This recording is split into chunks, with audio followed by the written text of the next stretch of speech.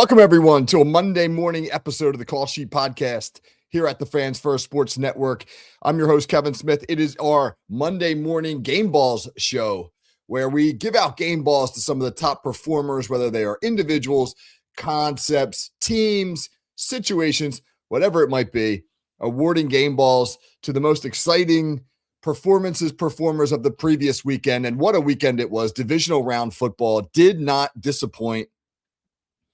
Four really interesting games, not all compelling in terms of the results or what happened specifically on the field, but they have given us phenomenal storylines. This NFL playoff season has not disappointed. The only thing that's disappointing when I think about the NFL playoff season, there's only 2 weekends left. And then we are cast into those dark football-less months of February, March, April, etc. At least we have combine draft and those types of things to keep us interested. But man, I'm going to miss football when it is gone because the 2025 season has been so interesting and compelling. And let's start with game ball number 1. Speaking of interesting and compelling, no team has been more interesting in the NFL this year than the Chicago Bears. And they get our first game ball, even though they lost. Game ball to the Bears for being fascinating, for being unique, for bringing some of Dan Campbell's unconventional approach that he brought to Detroit, whether it be the memorable speeches, the stirring stuff up in the locker room, the fourth down aggressiveness, biting kneecaps. We're going to be biting off kneecaps. Well, Ben Johnson, his former offense coordinator, has brought that to Chicago. And the Bears and their high-flying act were so much fun to watch.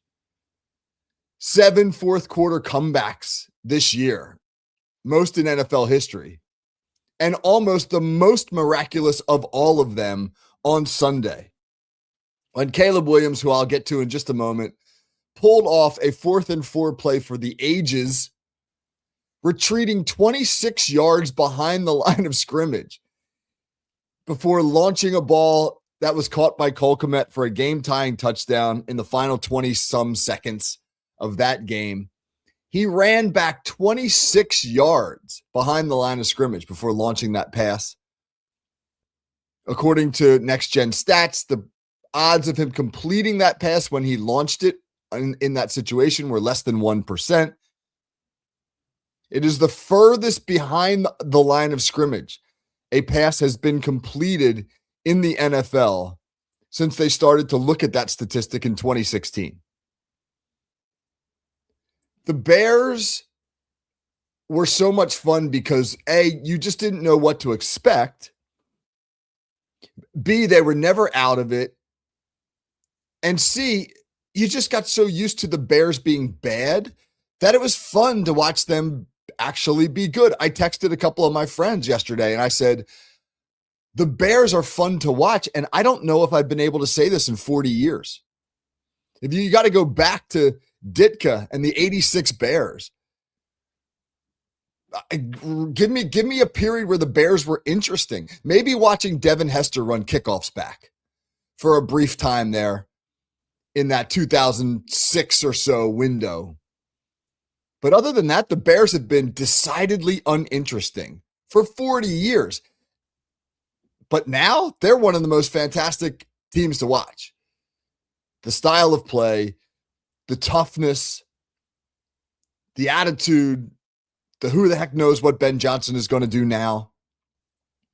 Really enjoyed watching the Chicago Bears, and they're going to be around for a while. Game ball number 2, to their quarterback, Caleb Williams. Even in defeat, he plays a brand of football that, quite honestly, if he were the quarterback of my favorite team, would be maddening. Because he makes these absurd plays, like 26 yards behind the line of scrimmage, completing the touchdown, like scrambling out of the pocket and weaving in and out of defenders and bodies to pick up an improbable first down, like booting out to his left and having to throw across his body on a 4th and 8 play to a receiver running an out cut on the far hash.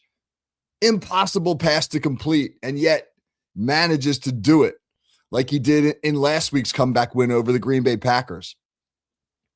And yet he'll throw soul-crushing interceptions, 3 of them against the Rams on Sunday, including one in overtime that led to LA's game-winning field goal drive. And it looked like the Bears, who had moved the ball out to midfield in a next score wins situation, we're going to do it again. And then he and DJ Moore, looks like maybe they miscommunicated on a route, and Williams winds up throwing a pick that was hats off to Cam Curl, the safety from LA, who made that interception.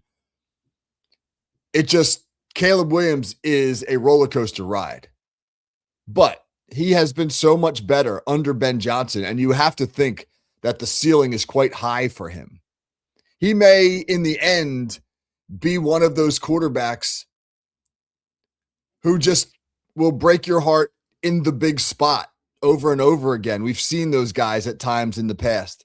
Lamar Jackson has become that quarterback to a degree. But he's fun to watch, man. Caleb Williams, just like the Bears in general, is fun to watch. Game ball, Sean Payton, head coach, Denver Broncos. And I'm kind of giving this as a game ball, A, for earning their way to the number 1 overall seed and now to a bid in the AFC Championship game as Denver wins at home. But also B, because Sean Payton is going to have to do the best coaching job of his already stellar career in order to get Denver to the Super Bowl. Because as we learned, on the second to last play of the game, on a nothing down, as Bo Nix is just trying to run the ball into position for the Broncos to kick an overtime field goal against the Bills to win that game, that Bo Nix breaks his ankle. You can't even really see what happened. I mean, it's weird. It's such a weird thing. Like, he runs to his left and he encounters a little bit of opposition from the defense, but for the most part, he just kind of falls down. Broken ankle, out for the year, getting surgery tomorrow, which means Jarrett Stidham, who has not thrown an NFL pass in 749 days, will now have to pilot the Broncos through the AFC Championship game and potentially into the Super Bowl against the New England Patriots. Sean Payton, this is a game ball in advance, because if you pull this off, it will be the greatest job of your coaching career. And I'll tell you what, I wouldn't bet against the Broncos. I thought New England looked shaky in many instances. I mean, their defense was excellent, but I thought Drake May was kind of up and down against the Texans. I think New England is a great, great story, but the level of competition that they have played, they've been accommodated along the way. Going out to Denver's a tough task. I do think New England should be the favorite with Stidham at quarterback, but I will not be stunned if Sean Payton figures out how to pull it off. Game ball, Sean McDermott, head coach, Buffalo Bills. Another game ball to somebody or someone in defeat. Game ball to Sean McDermott for not getting fined by the NFL after the game when asked about the interception by Denver in overtime on a play that, had it been called a completion, which it should have been, would have put the Bills in field goal range for a game-winning field goal. It looks like the Bills complete a long pass down the field that they're going to have the football around the Denver 20-yard line in a next score wins situation in overtime. The receiver catches, I can't remember which receiver it was off the top of my head, catches the ball, knee down, defender lands on top of him, rolls over, yanks the football out. It is a clear as day catch. Possession, knee down, touched by the defender. clear as day. And yet the officials not only rule it an interception, but then they don't even go take a closer look at it. They do the expedited review thing and they say it's a catch. The NFL is destroying the integrity of the game with its inability to have any consistency whatsoever with its officiating. The pass interference calls over the weekend, you might as well just put on a blindfold and throw a dart at a dartboard and decide, hey, all right, on this one, I hit an even number, so that's PI. Oh, I hit an odd number, that's not. Because who the heck knows? I mean, the same exact action is PI to one official, it's not to another. The calls vary literally play by play, official by official, situation by situation. The failure of replay to overturn or even look at the interception at the end of that Denver game was criminal. I mean, that was an absolute joke. And I'm not a conspiracy guy. I'm not like, oh, the plot writers wanted Denver, because they don't want Denver.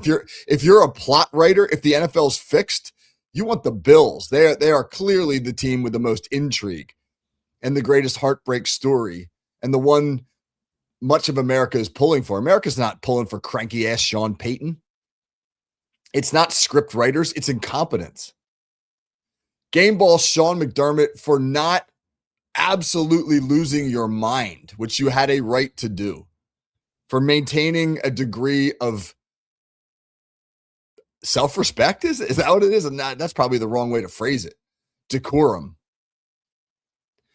Game ball number 5. Game ball number 5.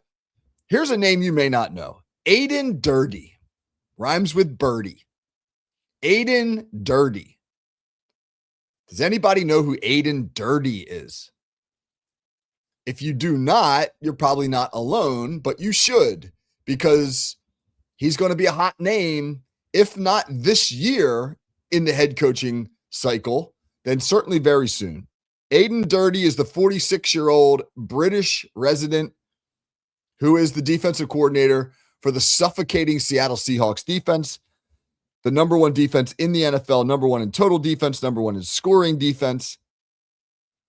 And he authored another stellar performance on Saturday as the Seahawks just smacked the 49ers 41-6, holding a potent San Francisco offense to 236 yards. In 3 meetings with the 49ers this year, Seattle gave up 22 combined points. In 3 games, 22 combined points to a San Francisco offense that scored 34 or more 5 times this year.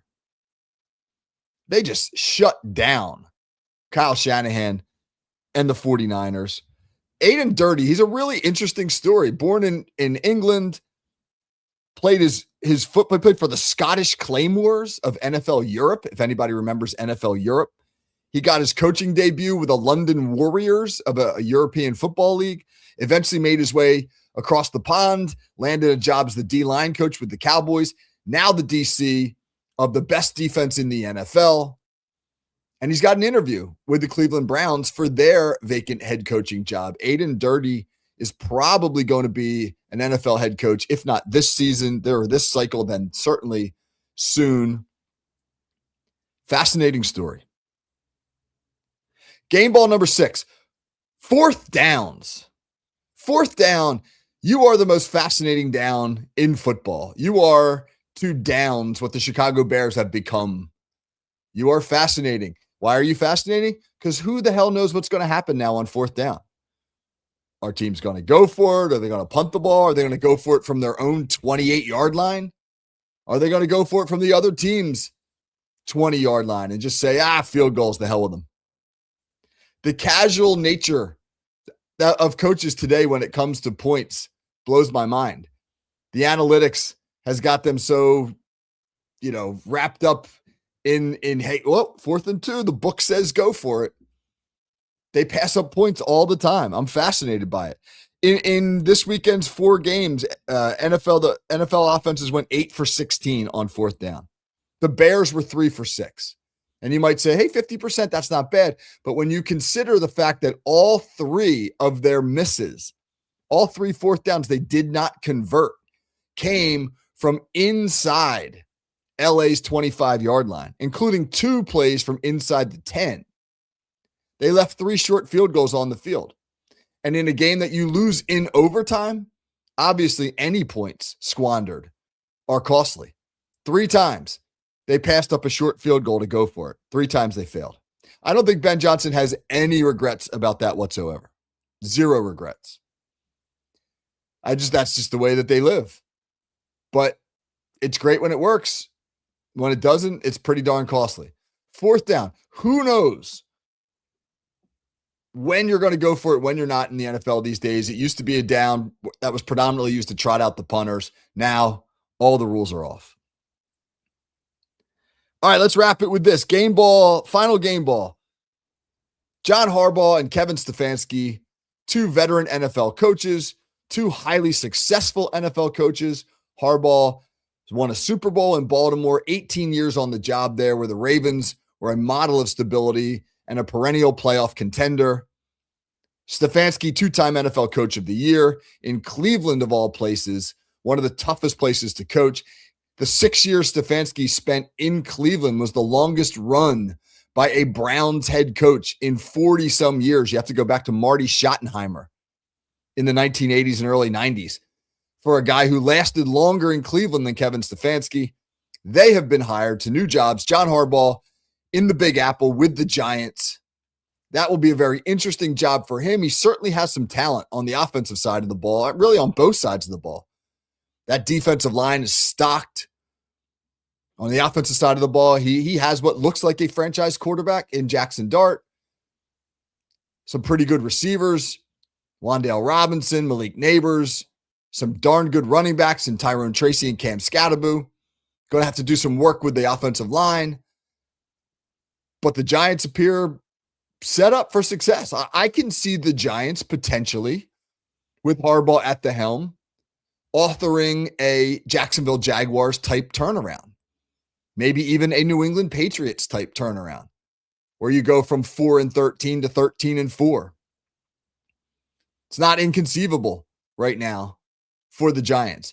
As for Coach Stefanski, taking over down in Atlanta, clearly a more stable situation than what he had in Cleveland. He's still going to have a little bit of a quarterback question. He doesn't inherit as good a situation as Harbaugh does with Jackson Dart. But in Michael Penix, you have somebody who you can work with as a potential franchise quarterback. Kevin Stefanski has been excellent throughout his career at developing quarterbacks. And so he'll take over a Falcons team, again, that has a lot of talent, right? You look at the offensive weapons, Bijan Robinson. I think if you're starting an NFL team with a running back, you can take any running back in the league. It'd be pretty tempting not to pick Bijan Robinson. Pretty tempting not to pick. Did I say that correctly? You get it. Drake London, Kyle Pitts, he's going to be a free agent, but probably some interest in bringing him back. Give Kevin Stefanski a stable situation, and I'd bet on him to be successful. He showed that he could handle an unstable situation in Cleveland, and he set up in a much better one here in Atlanta. Last note, the Natty tonight, Indiana and Miami. I don't think too many people had them on their bingo card for the national championship game back in August when the college football season kicked off. But here we are. Fernando Mendoza, who ultimately looks like he will be the number 1 pick going to the Las Vegas Raiders. Rumors, by the way, that they might hire Mike McDaniel as their head coach, pairing Mendoza with McDaniel in Vegas. That would be very interesting. They'll take on the Miami Hurricanes, who are trying to author a Cinderella run as the number 10 seed to the championship. Carson Beck, their quarterback. That's a high-flying defense. It's going to be a really interesting matchup tonight. I expect Indiana to win, but I think Miami will give them a game. That defense is really good. I don't think this will be a blowout. Excited for that, and we will talk some college football and transfer portal and NFL draft stuff on Wednesday as we recap the college season. Join me then. Until then, hope everybody has a great day. Take care. Have a great one.